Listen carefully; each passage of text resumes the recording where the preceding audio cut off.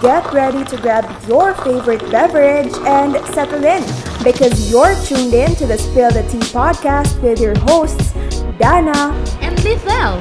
We're here to spill all the juicy details, dish out the real talk, and dive deep into the topics that matter most to us. Faith, life, motherhood, and everything in between. So grab your favorite cozy spot, get comfortable, and let's dive into the tea together. We're thrilled to have you here and we can't wait to spill it all out. Are you ready? Let's go!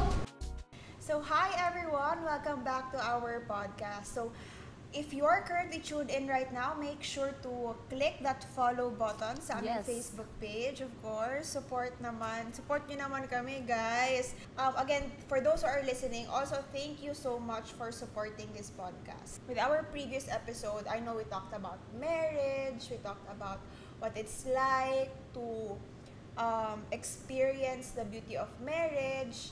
And right now, we want to continue that, pero in a different context naman, or different topic. Tama ba? Different angle. Different angle, yes. But it's also part of what marriage is all about. Yeah. So now, we will be talking about drum roll. Yes. We'll be talking about submission. Yes, submission is quite a sensitive topic in a worldly manner, or it could be a taboo na no one really talks about. So, pero kami dito, we want to be honest naman, di ba? We want to be raw. We want to talk about any topic under the sun. So that's why we will be talking about submission. Ano ba talaga ang submission? Kasi when you think of submission, based sa mga nakikita natin sa social media, sa mga movies, sa mga women empowerment na yan, of course, I do believe na meron talagang power ang babae. Yeah. And part ang submission yan. But, when you see submission kasi in a different light, you see submission na parang wala ka ng voice, you cannot, wala kang seat sa table, you are inferior, that is not submission. What is really submission in the dictionary? Para lang clear tayo. Webster ba yan? Or anong dictionary yan? According kay Mr. Webster, submission is the action of accepting or yielding to a superior force or to the will or authority of another person. So submission is described here as an action, which tells us that it's also a verb or a doing word. So, mag-submit ka. It's something that we have to be active and not passive about. Pero, sometimes, submission is a hard pill to swallow. True. If iba yung mindset mo about it. Ako, before, if you're going to tell me 5 As years... an alpha. As an alpha female... If you're going to tell me 5 years ago na I will get married to this person and I will submit to him all the days of my life, I would have said no. Pero when I understood what submission is and what submission is not, Okay pala siya. Hindi pala siya, Hindi pala siya ganun kahirap. it's not how people explained it to me or how the movies showed it to us. And I do believe na submission is something na we have to learn because first of all, it doesn't come naturally sa atin. Because yun nga yung mindset na the world has about submission. But before that, you want to put a disclaimer. What we will talk about is submission is in the context of marriage, in the context of the Bible. So if you are in an abusive relationship, we will not touch on that. Yeah, and it's a different story. So we're not telling you na just because you are in that marriage, even though abusive na yan, verbally or physically, you have to stay, you have to submit. That's a different thing. Okay? So submission in a happy marriage is what we will talk about. What is submission in the context of the Bible? And of course, in the context of marriage. So what does the Bible say about submission? Before we start, kasi para meron tayong basis. Yeah. So, ayan. It's very beautiful, no? If you really check sa Bible. Kasi the Bible is our manual talaga in whatever we do. So, ayan. So, submission, it's found in Ephesians 5:22. Ayan. So, I'm gonna read it. Wives, submit their husbands as to the Lord. For the husband is head of the wife, as also Christ is head of the church, and he is the savior of the body. I'll just skip to 25 na lang. Husbands, love your wives, just as Christ also loved the church and gave himself for her. So, bakit ko siya binasa ng ganun? Kasi, in that order, nakita mo na tayo yung nauna. Wives, submit to your husband. Because if you submit to your husband naman will love the wife. Diba? Hindi sinabi doon na, wives, submit to your husband so that the husbands will rule over you. Sabi doon, love your wife. So, bakit kailangan ng submission? Because the husbands are the leader. Siya yung head, siya yung leader ng family ninyo, which is yun yung order na dinesign ni Lord for us. Kaya nga sila yung haligi ng tahanan. But it doesn't mean na being the submissive wife or tayo na wife na mag-submit sa kanila is wala na lang tayo, parang papatay-patay na lang tayo, kung ano na lang sabihin nila, go, go, go lang. Our role here as wives, kaya nga 'di ba, create, I have mentioned this in our previous episode, na God created Adam and ginawa niya pa si Eve to be a helper. So, we are the helper of our husband. Guys, hindi helper yung helper sa bahay. Hindi, yan yung sinasabi ko. Yeah. Help in all things. Sa lahat ng support. Kasi, tayo na mga wives, actually, women are amplifiers. Women are amplifiers. We amplify whatever is offered to us. So, kaya, yung sabi mo sa akin na yung, if you give us yung food, we make it into a meal. Ano yung sabi mo? Yeah. If you give us a house, we will make it a home. If you give us a food, we will make it a meal. Ganun siya. If you give us your sperm, we will give you a kid. Diba? So, ganun siya. We are amplifiers. We amplify whatever is there given to us. Kaya, husbands, I'm giving pressure to the husband. You lead your family. You lead your wife. Kasi if walang leading from you, ano yung i-amplify namin? So, kung patamad-tamad ka dyan, yun yung i-amplify namin. Ang tamad mo. Kaya nagiging nagar yung wife. Kasi walang vision na binababa from the head of the family. So, as the head of the family, which is, meron kasi mga ganun eh. In these times, parang more and more. Actually, that's why we want to tackle about submission because in these days, parang more and more men are being feminine and more women are being masculine. Alam mo yon, parang nag-change siya. Well, I'm not putting down yung mga empowered women or alpha women. We can excel in other things na we are where we are good at.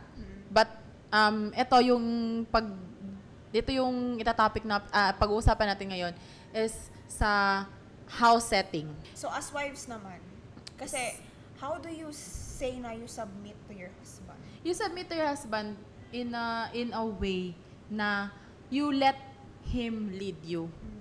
Pero hindi sinasabi doon na, kaya nga 'di ba, we are amplifiers, hindi ka tinanggalan ng voice. You will amplify that sa kids mo, sa kung may business ba. And submission, kasi, tayo kasi, we always think na, iba man siya, iba ako. Iba yung husband ko, iba ako. Pero hindi natin na-view totally yung marriage as you being as one. Hindi natin siya napapractice. Kasi nasanay tayo na syempre kung ilang years ka ba naman, nasanay ka na you're just thinking of yourself. Hindi mo, parang mahirap siyang tanggapin na, ay, isa na pala kami. Kasi if you say you will submit to your husband, tayo kasi iniisip natin, bakit ako mag-submit sa kanya? Paano na lang ako?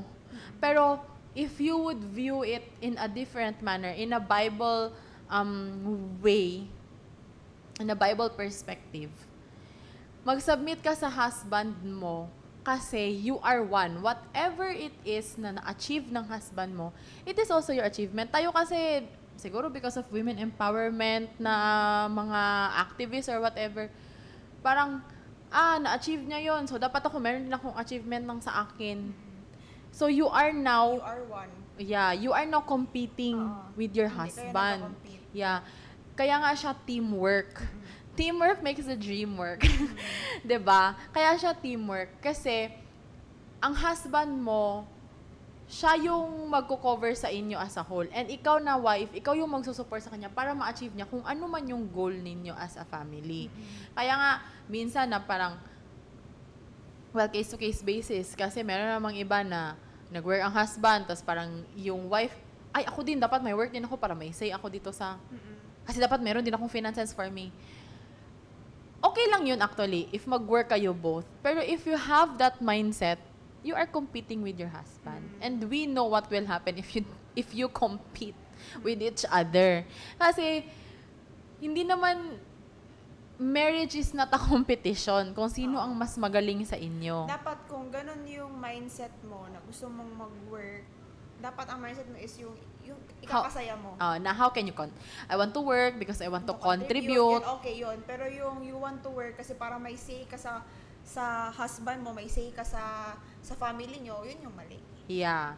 Kasi parang ang nangyari dyan kapag may money ka na or if you started earning, pwede, alam mo yun, kasi may ganun ka na mindset, parang pwede mo sabihin sa husband mo, konti lang may ginabigay mo sa akin. Parang, I have my own money. Layas kami dito or whatever. 'Di ba? Ganun siya.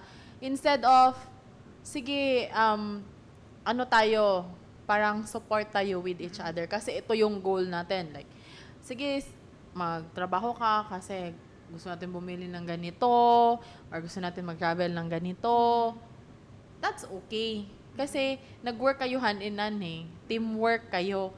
Pero kasi para may mabili ka ng sa iyo or whatever, doon na na-disrupt yung flow ng marriage. Because you are already competing with each other. So guys, this advice is coming from women na alpha. Female ha. So, yun lang. Para lang may idea kayo. Kasi baka akala nyo, ganito kami ever since. Yeah, hindi. No, we are strong. I don't like kind of independent. We are strong and empowered women. Yes, we are strong and empowered women. And wives. We are empowered wives. yes, pero we are giving this advice because finally we understood what is submission. Yeah. And I want to reiterate yung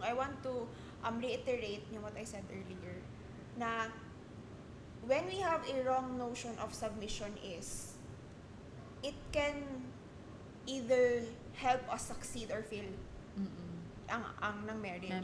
So if mali yung notion mo, if you have a wrong mindset of what submission is, that can cause problems sa yung marriage. Like what you said, yung competing. That's why it is very important for us to understand and to give light or to shed light of what submission is in the context of marriage. Kasi this will not only bless you, but it will also bless your spouse. You're an amplifier. Ikaw ang support ng asawa mo. Ikaw ang support sa vision ng asawa mo. Yun Meaning, na. hindi kaya ng asawa mo kung wala ka. Kasi ikaw ang kanyang support. Siguro kaya niya, but it's on a different level pag nandyan ka.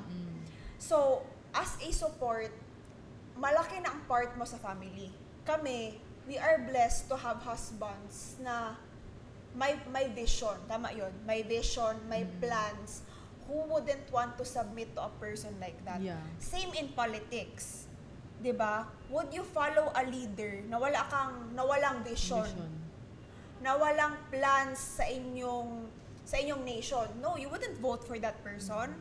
So parang ganyan sa family. God designed husbands to be the leaders. And it's our job as wives to support them, to advise them. So kaya sabi ko kanina, na for example, kami ni Dave, so this is what submission is sa amin. Si Dave, siya ang final say. Siya ang let's do this or let's not do this. But sa planning stage, he makes it sure na I'm part of the decision making. Parang you have, ang mga suggestion mo and mga advices mo is being heard. Oh, is being heard. So yun yung gusto naming sabihin na parang it's part of loving us. It's part of respecting us as wives.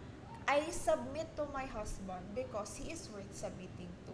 Gusto ko, I want to follow someone na yung alam anong gusto sa buhay. Yeah. Yung tama, Kasi yung tamad-tamad ka. Yeah, hindi naman kasi kailangan na you lead, na dapat ikaw talaga yun ng worth. Kasi ngayon, like, in this time and age, meron naman kasing mga married couples na kasi mas earning more ang girl, ang wife. So, mas siya yung nag-work, and then ang husband, medyo chill lang.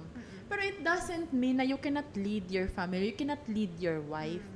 Nag-change roles lang kayo in a sense of sa part ng providing. Oo, providing. Pero as to yung role nyo sa pag-lead, you lead your wife kahit nasabi mo na nasa bahay ka lang ba, or chill lang yung work mo, or mas malaki yung sinasahod ng wife mo.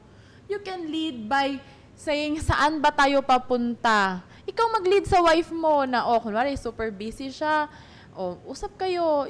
Yun kasi yun, even the small things, you can lead. Communication talaga is key talaga. Kasi kung hindi kayo nag-uusap, like for example, mas earning si wife, i-lead mo in terms of sa bahay ninyo, sa finances ninyo. As husband, ikaw mag-lead nun na, okay, sige, she's earning like this.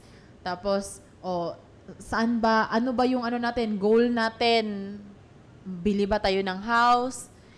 Ganun, bigyan mo ng vision bigyan mo siya ng vision si wife. Para si wife, hindi din siya isipin niya na, ay nako, naman siya ikuan kay, ako mantanan, ako na nagtrabaho. Thank you lang. So, ikaw as husband, depende kasi yan kung paano nyo mapag-usapan pwedeng ikaw bang mag-manage ng finances, pero kung hindi ka din marunong to manage the finances, si wife pa rin.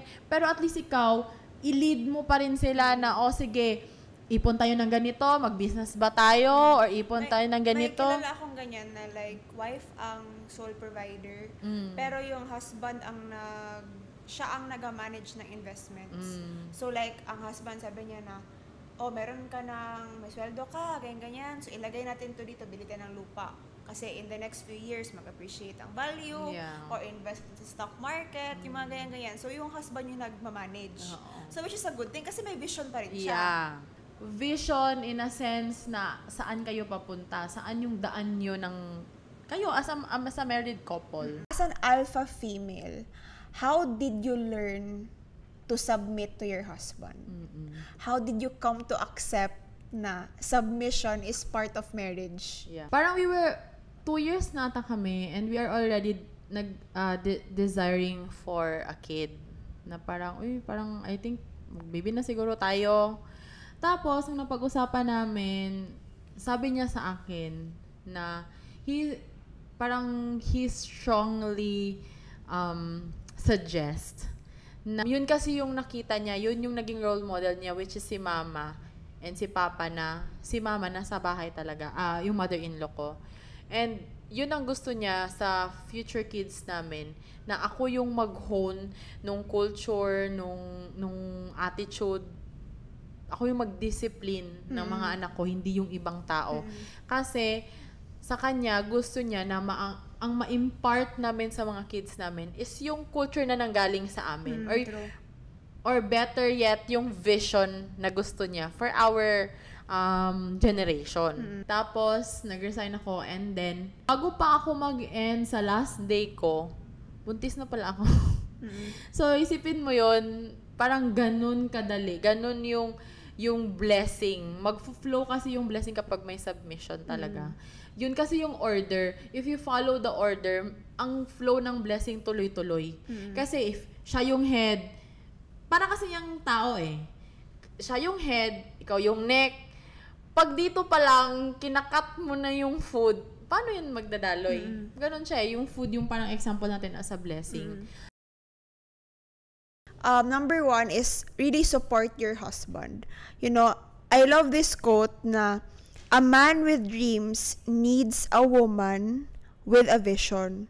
So, be an amplifier, just like what you said. If he's having a hard time at work, napagalitan siya ng boss niya, or business is not doing well, you talk to him. You remind him again, you give him words of encouragement, you give him affirmations, you remind him yung mga visions niya sa family para mas ma-encourage siya, mas ma-motivate siya.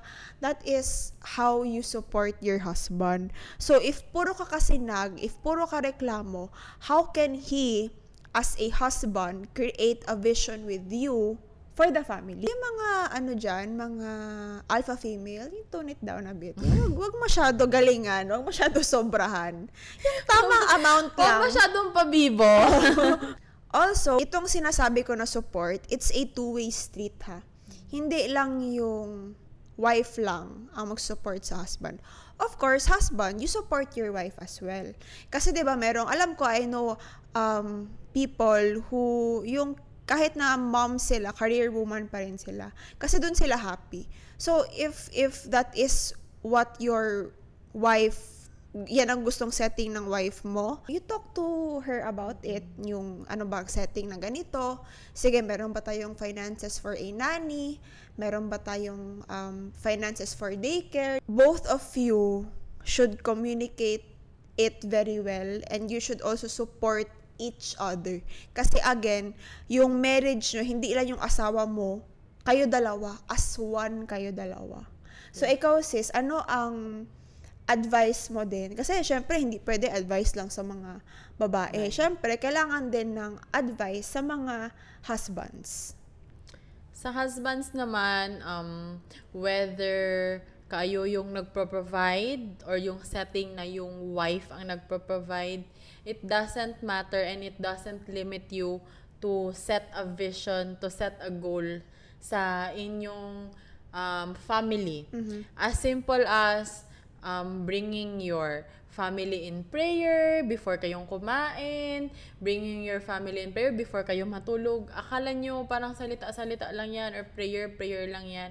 Pero ang laking bagay niyan na nako-contribute doon sa family nyo. And mind you, yung pagpro-provide, yung sa financial na side, it's just one thing sa marriage. Kasi as in, ang dami-dami mong dapat gawin for the marriage or for your family to work out. Put a vision, put a goal sa kung saan kayo papunta para yung wife ninyo alam kung, dito pala kami dapat. Alam yun? I like what you said na communication. Communicate talaga kasi by doing so, you would know yung heart ng wife mo, and the wives also would know the heart of the husband. So you always have to remember na you are a unit. You are one. Hindi kayo kanya-kanya.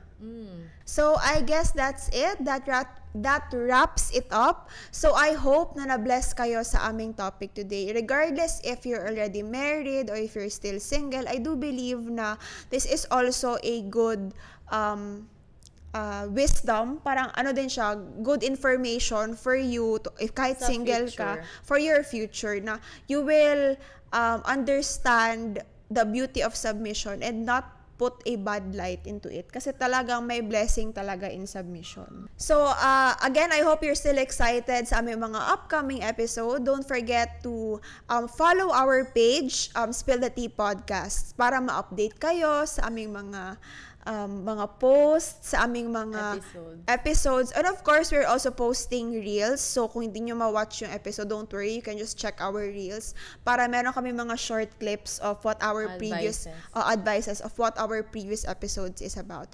So, again, you are loved, you are blessed, you are highly favored. Again, this is me, Dana. And this is Lithel. And you're listening to Spill the Tea Podcast. Bye! Bye!